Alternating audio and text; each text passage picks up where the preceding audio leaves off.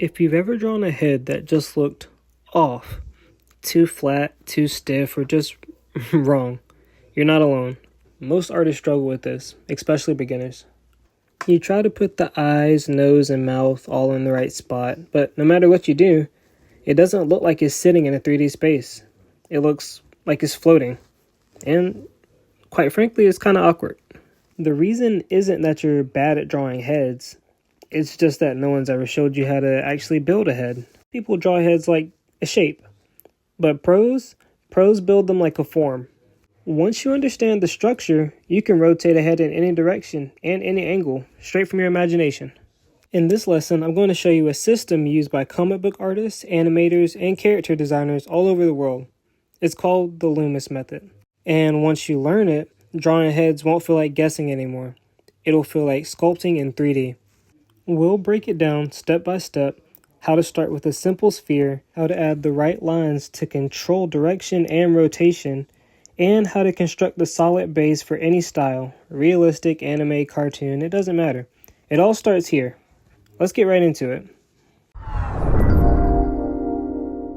Alright, now let's walk through how I build the Loomis head step by step. I always start with the clean circle. This represents the cranium, the top portion of the skull. It's the foundation of the head and gives us volume right away. Next, I draw a vertical line right down the center. This is the center line, and it's one of the most important parts. It tells us exactly where the head is facing. If I curved it to the left, the head would turn left, and if I curved it to the right, it would turn right. It wraps around the sphere so you can tell that the head exists in a 3D space. Now I add the horizontal line for the brow. This tells me where the eyes and eyebrows will eventually sit. More importantly, it tells me the tilt of the head. Notice how it curves here. Downward means that the head is tilted upwards. And if I curve it the other way, the head looks down.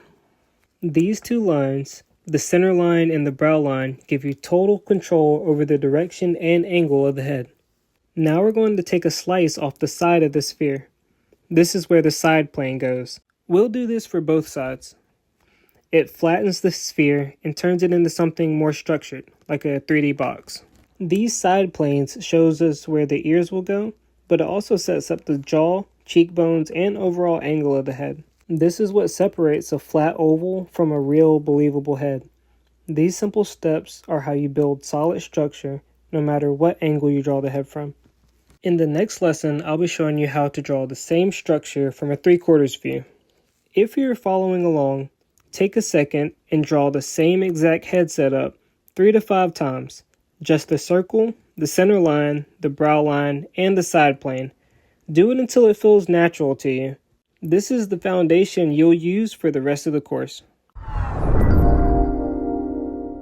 Now let's build the base structure of a Loomis head from the 3/4 view, which is one of the most common but most misunderstood angles of drawing a head. We start with the same process, a clean sphere to represent the cranium, but this time we're going to rotate the head slightly to the side. Notice how I curved the center line. This line now wraps around the sphere from top to bottom, curving towards the direction the head is turning. Here, I'm curving it to the right, so the head is now facing to the right in space. This is what gives us rotation. You're literally wrapping the form around the head, almost like a rubber band. Next comes the brow line. I'm placing it horizontally, but it's still curving to match the direction of the turn. Since the head is turned to the right, the brow line is going to curve gently in the same direction, similar to an equator line in a globe. Now here's the key move, slicing off the side plane. Since we're in a 3/4 view, the side plane gets bigger. This also shifts the ear backwards, and it brings the jaw and cheek structure forward on the more visible side. Notice how that one plane gives us a sense of volume and depth. The front of the face is now wrapping around the form. You can already kind of feel the perspective kicking in. Again, this structure is everything.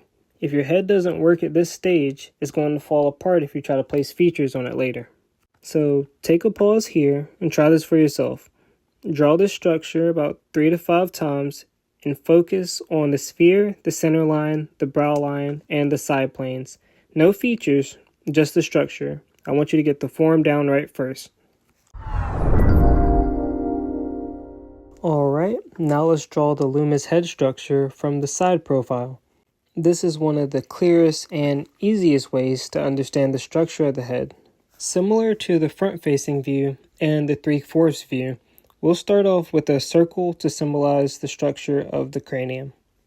Since this is a side profile, you won't be able to see the center line of the front of the face. So we'll start with our horizontal line first, signifying where the eyes and eyebrows will go. Next, we'll add a center line for the side of the head instead of the front. Once again, we'll slice off the side plane, but this time it'll be fully visible. This plane defines the flat surface of the face in the profile, and it gives us a boundary to place the ears. Pause here and try to draw this for yourself. 3 to 5 times will be good practice for you. Here's everything we just covered in motion. This 3D form is built from the exact steps we've been practicing. The sphere, the center line, the brow line, and the side plane, all turning in space. When you understand these pieces in 3D, you're no longer copying, you're building. You're thinking like an artist who can draw from any angle at any time. Now that you have the foundation for the head built, the sphere, the center line, the brow line, and the side plane, you're ready to move on to the next step. In the next segment, we're going to be going over the complete structure of the head by adding the jaw, the eye line, and the ears, all placed in proportion to the forms we've already built. Alright, now that we have the basic structure in place, it's time to build out the lower half of the head. First, we'll bring down the center line. To draw the jawline, I'll draw a line straight down from the sides of the head. Then I'll angle those lines inward towards the chin. Notice how the angle here isn't too steep. This keeps the jaw looking natural instead of too pointy. Next, I'm adding the eye line. This horizontal line sits halfway between the very top of the head and the bottom of the chin. In between these two horizontal lines is where the eyes will go. We'll add these curved lines to show where the cheekbones are and add more structure to his face. The ears will go right in between the eye line and the beginning of the jawline. Some artists do them lower and some do them higher. It just depends on your preference. Alright, now that we've built the head from the front view, let's turn it to a 3/4 view. I'm starting with the same sphere and guidelines, but now you can see the center line shift towards the side that's farther from us.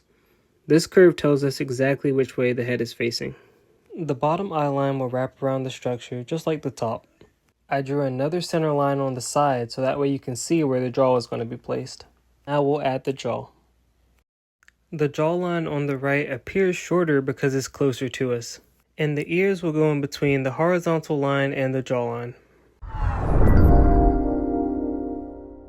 Now let's turn the head all the way to a side profile. Sphere stays the same, but notice how our center line is now at the very edge of the shape.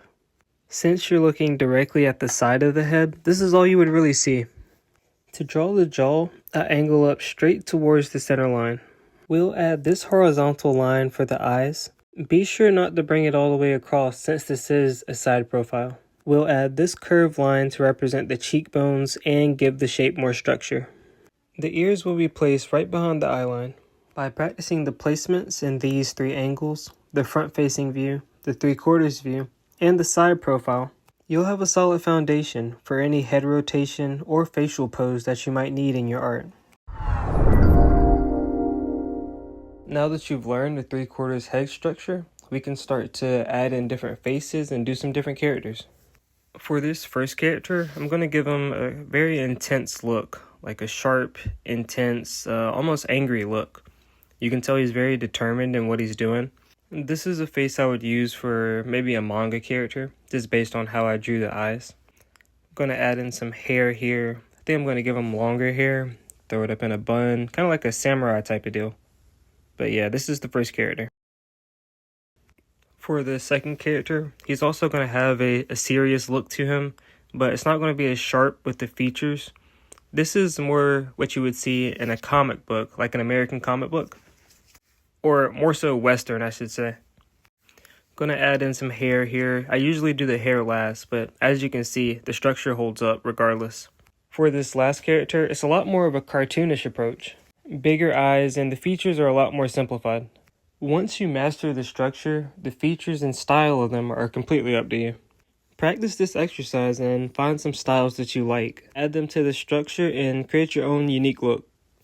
Now that you've learned how to draw the head from different angles, I have a challenge for you. I've prepared 5 of the most useful heads that you'll run into when drawing characters. Your challenge is to redraw all of these from scratch. The more you practice drawing in different angles, the faster your head drawing skills will improve. You can download this PDF in the resource section.